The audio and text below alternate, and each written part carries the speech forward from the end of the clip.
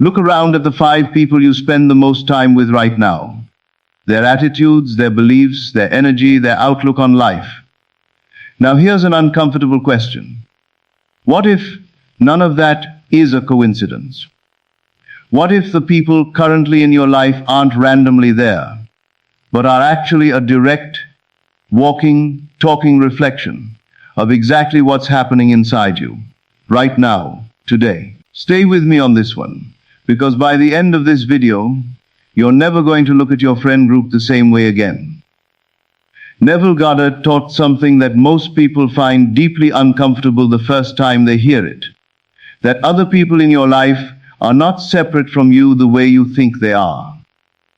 He said that the people you attract, the friendships that stay, the ones that fade, the ones that constantly show up in a specific pattern, are all mirrors, reflecting back your own inner state, your own assumptions, your own beliefs about yourself and about the world.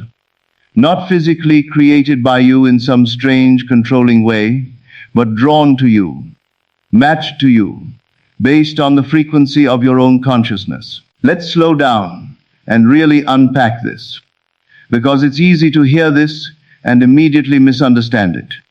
This isn't about blaming yourself for having toxic friends, and it's definitely not about believing you're somehow controlling other people like puppets. What Neville was pointing to is something much subtler and honestly, much more useful. He was saying that consciousness recognizes consciousness. People who match your current inner state, your current beliefs about your worth, your current assumptions about relationships, tend to be the ones who stay close, while people who don't match that frequency naturally drift, fade, or never even fully enter your life to begin with. Think about a specific example. Imagine someone who deep down doesn't fully believe they deserve to be prioritized. Maybe this belief isn't even conscious. Maybe they'd never say it out loud, but it's there, quietly running in the background. Notice how often this person ends up surrounded by friends who are inconsistent, who cancel plans last minute, who only reach out when they need something. It's easy to look at this and say, wow, they just have bad luck with friends. But through Neville's lens, this isn't bad luck at all. It's an accurate reflection. The friendships aren't randomly inconsistent. They're mirroring an inner assumption that says, I'm not quite important enough to be prioritized consistently. The outer friendship is simply playing out what's already true on the inside. Now compare that to someone who has a deep, unshakable sense of their own worth.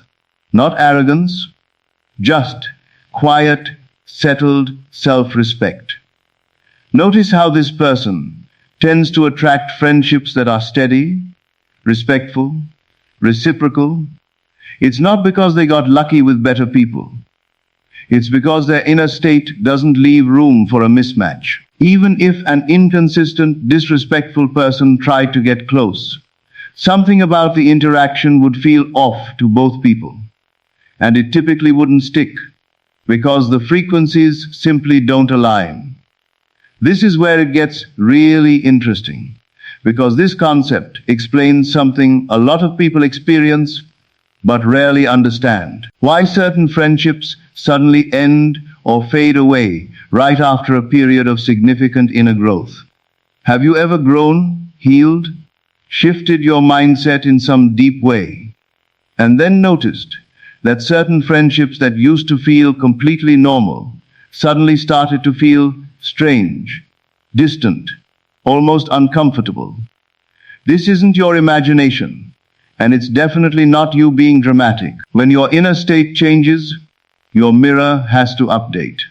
Friendships that matched your old frequency, your old beliefs, your old assumptions about yourself, no longer match the new version of you. And so, naturally, sometimes painfully, those relationships start to dissolve, not because anyone did anything wrong, but because the reflection they represented no longer matches what's true inside you now. I want to be really clear here. This isn't meant to make you feel guilty about friendships that have ended. And it's definitely not meant to suggest that every difficult friendship is somehow your fault in a shame-inducing way. Understanding this concept isn't about self-blame, it's about self-awareness. Once you understand that your friendships are mirrors, you gain a powerful diagnostic tool. Instead of just feeling confused or hurt by a repeating pattern, you can look at that pattern and ask, what does this keep showing me about what I currently believe, deep down about myself?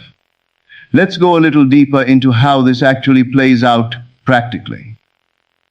If you keep attracting friends who are competitive with you instead of supportive, it's worth gently asking yourself, do I secretly believe that people's success threatens my own? If you keep attracting friends who take more than they give, it's worth asking, do I struggle with believing I deserve reciprocity? Or do I secretly feel like my value comes from what I can give to others, rather than simply from who I am? If you keep attracting friends who talk about you behind your back, it's worth asking, is there an old wound around trust or around feeling truly safe being seen by others? These aren't accusations. They're gentle invitations to look honestly at the assumptions running quietly underneath the surface of your daily life. Here's something important to understand. This mirror doesn't just reflect your conscious beliefs. It reflects your dominant, often unconscious assumptions, the ones you might not even realize you're carrying. This is why simply saying, I deserve good friends, doesn't automatically shift your friendships overnight. If that statement is only living on the surface, while a deeper, older belief still says otherwise, the mirror will continue reflecting the deeper belief, not the surface level affirmation. Real change happens when you shift the actual felt sense of your own worth, your own safety, your own deservingness. Not just the words you're saying, but the quiet, consistent feeling underneath those words. I've experienced this shift very directly in my own life. There was a period where I noticed a strange pattern. Friendships that always seemed to require me to shrink myself, to downplay my own excitement about things, to constantly manage other people's insecurities just to keep the peace. At the time, I genuinely believed I was simply surrounded by difficult people, bad luck, wrong crowd. It took real honesty to realize that somewhere inside, I held a belief that being fully myself, fully expressed, fully confident, would somehow threaten people or push them away. Once I started, gently but consistently, shifting that inner belief, allowing myself to feel safe being fully seen, something remarkable happened. Some old friendships naturally faded without any dramatic conflict.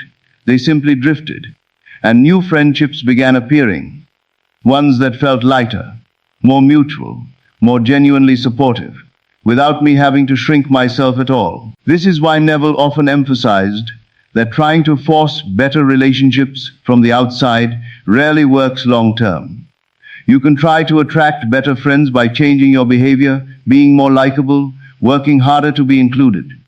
But if the underlying belief about your own worth hasn't shifted, you'll often find yourself right back in a familiar pattern, just with new faces playing the same old role. The mirror doesn't lie, and it doesn't get fooled by surface-level effort alone. So what do you actually do with this information? The first step is simply becoming an honest observer of your current friendships, not to judge yourself, but to notice patterns without flinching away from them. Ask yourself what themes repeat, not the details of any one specific friendship, but the underlying pattern that shows up across multiple relationships over time. That pattern is your clue, quietly pointing you toward an assumption that's ready to be examined and gently updated. The second step is recognizing that you don't have to force anyone out of your life. and you don't have to force new people in either. As your inner beliefs shift, your existing relationships often shift naturally on their own. Some deepen, becoming even more aligned, because the growth you're experiencing actually strengthens what was already a genuine mutual connection. Others fade, gently, sometimes without any specific dramatic reason, simply because the reflection they provided is no longer accurate to who you're becoming. And new connections tend to appear, often in unexpected ways, matching whatever new frequency you're now holding. The third step, and honestly the most important one, is being patient with this process. Just like any mirror, your friendships reflect your current state accurately, but they don't shift instantly the moment you decide to believe something new. There's often a transition period, sometimes a little uncomfortable, where old patterns are fading while new ones haven't fully solidified yet. This in-between space can feel lonely or uncertain, but it's actually a sign that real internal change is happening, not evidence that something has gone wrong. I want to leave you with this thought. The next time a friendship pattern frustrates you, resist the urge to only look outward at what that person did or didn't do. Instead, gently turn the question inward. What is this relationship showing me about what I currently believe about my own worth, my own safety, my own deservingness? Because your friends were never randomly placed into your life. They've been quietly, consistently reflecting exactly who you believe yourself to be. And the moment that belief changes, genuinely, deeply changes, don't be surprised when the mirror starts showing you something completely different.